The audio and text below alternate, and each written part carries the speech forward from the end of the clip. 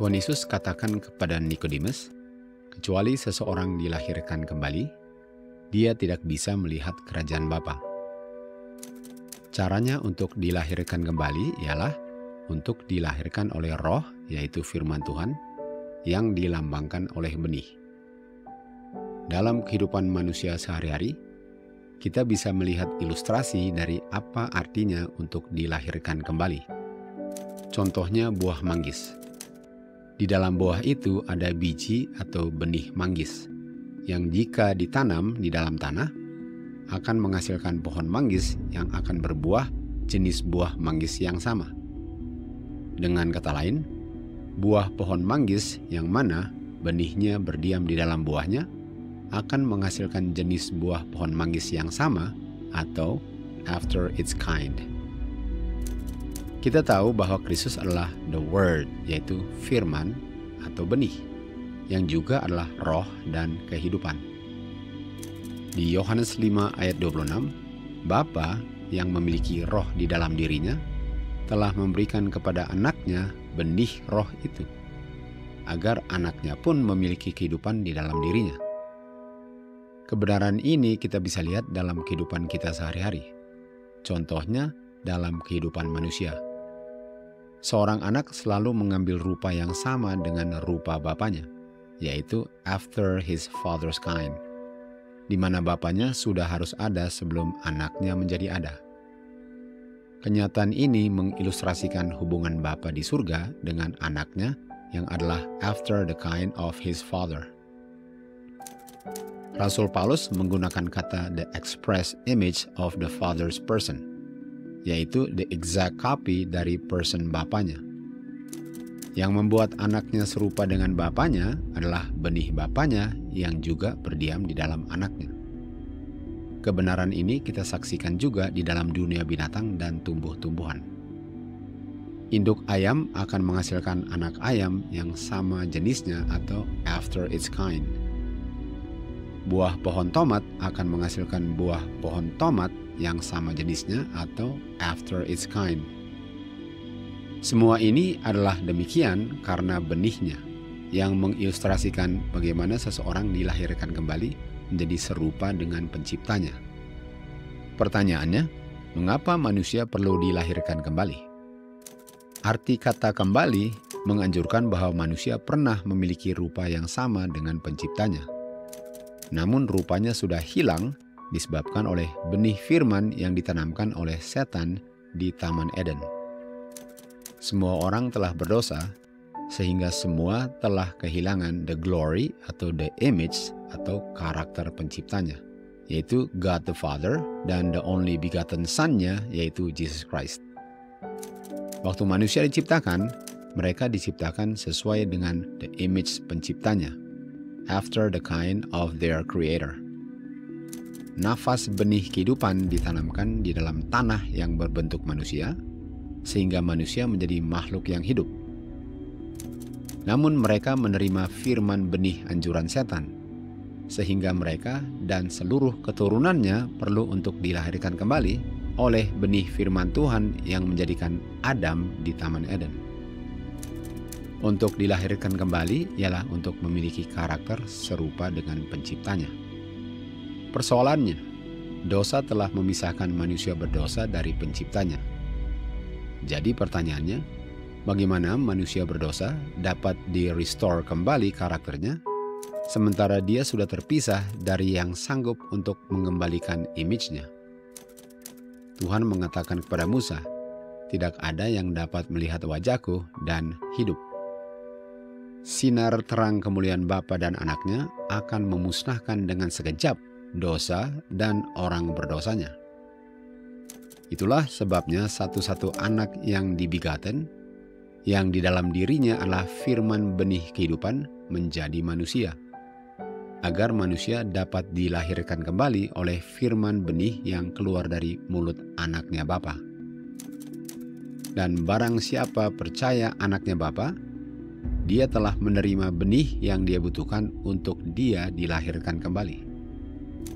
Kristus datang ke bumi kita bukan hanya untuk mati membayar hutang upah dosa manusia, tetapi untuk memberikan firman benih kehidupan itu, agar manusia dapat diciptakan kembali serupa dengan image penciptanya, sebagaimana waktu Adam diciptakan oleh benih nafas kehidupan yang sama di Kejadian 2 ayat 7. Yohanes menulis di 1 Yohanes 5 ayat 11 bahwa Bapa telah memberikan kepada manusia kehidupan kekal, dan kehidupan ini berada di dalam anaknya, sehingga untuk menolak anaknya ialah untuk menolak kehidupan ini. Setiap orang yang dilahirkan kembali adalah mereka yang percaya bahwa Kristus sesungguhnya adalah anaknya Bapa yang lahir keluar dari tubuh Bapanya. Sebagaimana buah tomat memiliki benih tomat di dalam buahnya sendiri, karena sudah ada buah tomat sebelumnya, demikian juga Kristus memiliki benih kehidupan di dalam dirinya karena sudah ada Bapa sebelumnya. Alam sendiri adalah saksi bisu akan kebenaran ini. Manusia, binatang, tanaman, semua menceritakan kebenaran hubungan God the Father dengan anaknya yang adalah the express image dari person Bapanya. Segala-galanya diciptakan oleh Bapa melalui anaknya yang Dia kasihi. Dan semua ciptaannya menggambarkan Bapa dan anaknya.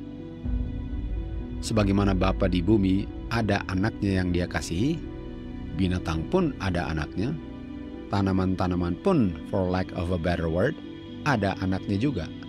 Sementara semua yang diciptakan menggambarkan penciptanya, yaitu Bapa dan anaknya. Sangatlah disayangkan bahwa manusia yang diciptakan serupa dengan image penciptanya menyangkal bahwa Kristus adalah anaknya Bapa. Sementara yang menyangkal sendiri adalah seorang anak dari Bapanya dan adalah Bapa dari anaknya sendiri. Si penyangkal ini tentu saja akan mengharapkan buah tanaman tomat ketika dia menanam benih tomat di dalam tanah. Dia pun akan mengharapkan anjingnya untuk melahirkan anjing yang jenisnya sama dengan anjingnya. Dia juga tidak akan heran jika ikannya di kolam ikannya bertambah jumlahnya dengan ikan-ikan yang sama jenisnya. Pertanyaannya, mengapa dan dia heran jika penciptanya adalah Bapa dengan anaknya yang adalah the express image dari Bapanya? Rasul Paulus menulis, kuasa ilahi Bapa dan anaknya yang tidak dapat dilihat dapat dimengerti melalui semua yang mereka ciptakan, sehingga manusia tidak dapat beralasan atau berdalih untuk tidak mengenal penciptanya. Tanaman-tanaman, binatang-binatang, dan manusia terlebih utama adalah saksi-saksi yang hidup akan kebenaran Bapa yang sudah ada sebelum anaknya, sebagaimana Abraham sudah ada sebelum Ishak anaknya.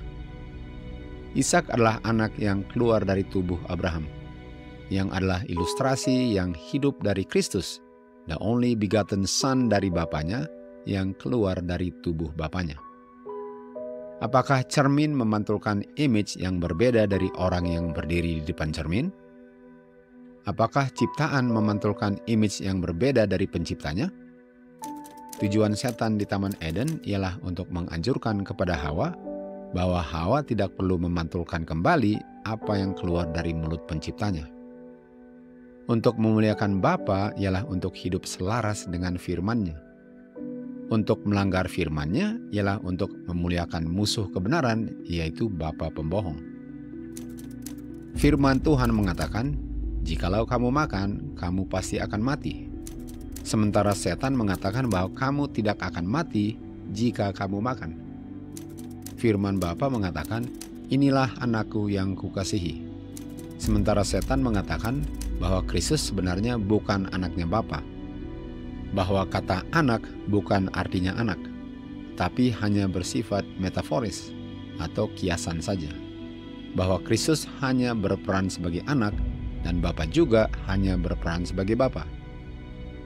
Setan berhasil untuk menaklukkan Hawa di Taman Eden dengan firman nafas roh iblisnya yang penuh dengan kotoran dan dusta. Hawa ditaklukkan karena dia gagal untuk memantulkan atau menghidupkan dalam perbuatannya apa yang keluar dari mulut penciptanya. Pertanyaannya, siapa yang akan menang dan menaklukkan tipuan-tipuan setan? Jawabannya di 1 Yohanes 5 ayat 4 dan 5. Yang menaklukkan adalah dia yang dilahirkan kembali oleh firman benih kebenaran Tuhan. Dan dia pun percaya bahwa Kristus adalah the Son of God. Dialah yang menaklukkan firman roh benih tipuan-tipuan setan yang mengajarkan bahwa Kristus bukan the only begotten Son of God. Kesimpulannya, siapa yang tidak akan masuk ke dalam kerajaan Bapa? Jawabannya, dia yang tidak dilahirkan kembali oleh benih firman kebenaran. Dia yang tidak memantulkan dalam kehidupannya setiap firman yang keluar dari mulut Bapa melalui anaknya. Dia yang ditaklukkan oleh tipuan-tipuan setan. Dan dia yang tidak percaya bahwa Kristus sesungguhnya adalah the only begotten Son of God. Kenyataan apa yang setan dengan malaikat-malaikatnya berusaha untuk sembunyikan dari manusia? Jawabannya, kenyataannya bahwa Tuhan Yesus adalah the Son of God. And ye shall know the truth, and the truth shall set you free.